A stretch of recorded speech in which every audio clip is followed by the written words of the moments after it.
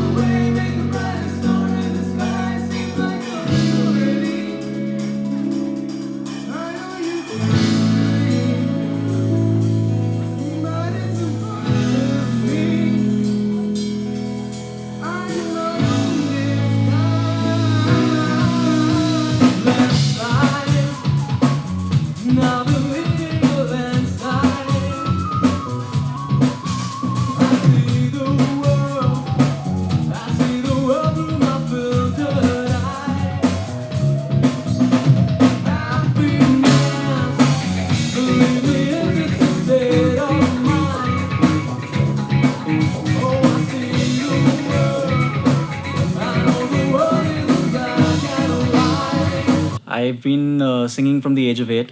I wanted to sing and play.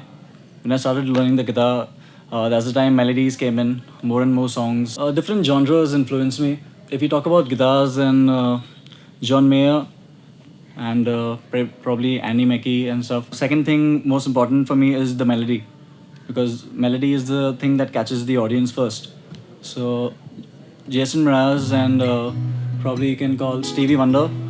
Those are the two artists which I look forward to for singing and for melody. I've always been confident playing in front of the crowd. Even in like St. Andrew's Auditorium, there used to be like 800 people and going alone and playing. So that's where my confidence will like shot up. So right now, whatever crowd there's no nervous point in my performance. I'm never leaving the things that makes me sad and wonder, and all the things that creep inside, leaving me sad and lonely. And I pray for too much, and I hope for tomorrow, 'cause I'm meant to find happiness all over. I'm out to see that smile on faces, 'cause I'm out to find happiness all over. I'm out to see that stupid smile. Go! Good evening, Bombay, Mumbai, wherever you like to be called. We are Peter Cat Recording Company from Delhi. We're damn good! The band is not based off a Murakami jazz bar. I was in Calcutta for a few days and I was looking for some meat. I was just walking along the road and I found someone who was willing to sell me some meat. He took me to this giant auditorium, a stone auditorium, and basically showed me some meat. As I was sitting there for 1 hour, smoking the meat, all these meat wallas started coming apparently, and then they started hanging all these carcasses of animals and stuff. And then they started removing the sheets and they were all skinned animals. And I just kind of freaked out and I ran out of that place and ended up at Peter Cat and started eating there. And they had a cool menu. And they had a cool cat on it. I'm like, that's a cool name. And it's anticlimax. Somebody else told us that, oh, you guys must be Murakami fans. We don't read.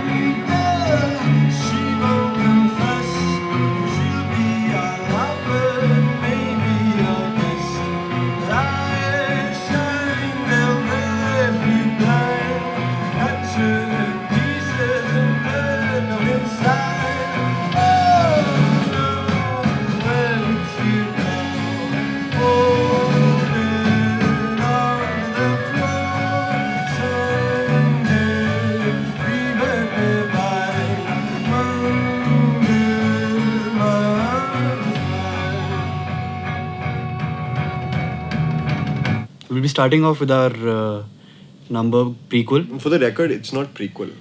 It's Pericool. It's prequel. Periquel. Okay. Everyone's like, Periquel is a great song. And that's not the case. Sensibility for the music is basically past music.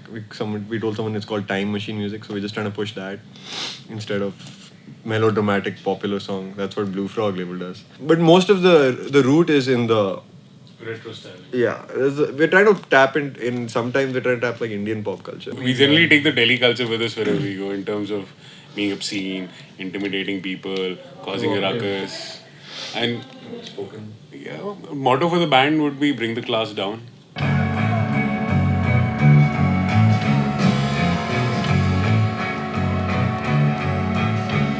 I wouldn't say the paychecks are too low or something, because The average band gets paid way more in India than, say, the West Coast of America or something. I mean, you have a lot more cities and stuff you can play there because it's a huge country. Yeah, so but you they get get more paid exposure. nothing there. We may end up playing a gig for like 20,000 rupees, for example, and we'll get 20,000 regardless of how many people show up. 5 people pitch up. Yeah, it's not our headache.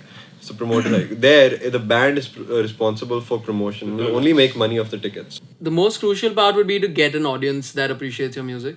We make enough money off our bands, and as far as inflation, all that shit is, it's not caught up with us that badly yet. Living is cheap, eating is cheap. Favorite pastime of everyone is slowly becoming going out and seeing live bands. So that is also a really fortunate thing that we started at this point. We managed to get our setup together. We record ourselves. He has a house where we jam, which is set. It's in Ghaziabad. Stinks like shit. Not the house, Ghaziabad. Freedom of recording yourself is incredible because you can do it anytime you want. Give yourself a deadline. Give yourself a time frame to do it. That's important. But Since Surikant's been doing this on his own and he's been largely responsible for recording the albums, he comes out with interesting methods, like for example recording vocals in a bathroom.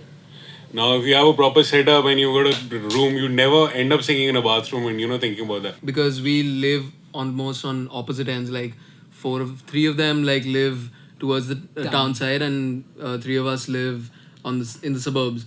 So traveling probably takes more time than actually jamming for a gig, which is kind of ridiculous. that's something actually I hate about being an artist in India. Lack of good equipment. Whatever I bought my guitar for something, the same amount of money spent in the US, I might get a guitar like that's twice as good as this or something. So that's a problem that we always face this side. I couldn't do anything else but this. I honestly couldn't. I don't know. It's more exciting to be in a place which is growing than a place which is stagnant.